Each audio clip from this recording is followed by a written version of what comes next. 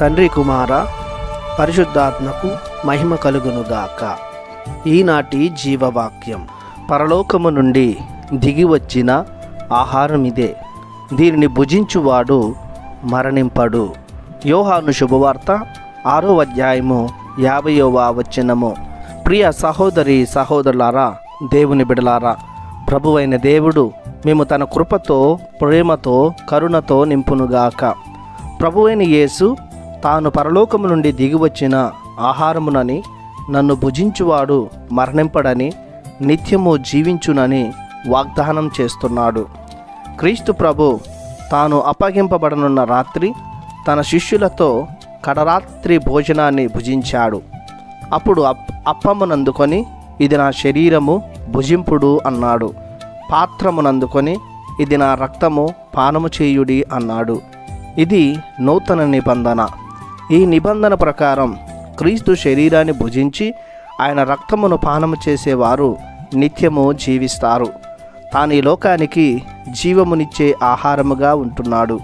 కావున క్రీస్తు ప్రభు తనను తాను పరలోకము నుండి దిగివచ్చిన ఆహారముగా చెప్పుకుంటున్నాడు. పరలోకం నుండి వచ్చిన మన్నాను భుజించిన వారు గతించారు, కానీ క్రీస్తును ఆహారంగా స్వీకరించువాడు మరణించడు. మరణించినను జీవిస్తూనే ఉంటాడు. నిత్య జీవితానికి అర్హులవుతారు.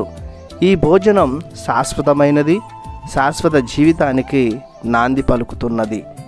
ఆదిలో వాక్కుగా ఉన్న క్రీస్తు మానవుడైనాడు. మానవుడైన క్రీస్తు సకల మానవాళి రక్షణార్థం శాశ్వత ఆహారముగా మారాడు. ఆ ఆత్మీయ ఆహారాన్ని భుజించిన వారు తప్పక నిత్యము జీవిస్తారు. పరలోక మాధుర్య విందునకు అర్హులవుతారు.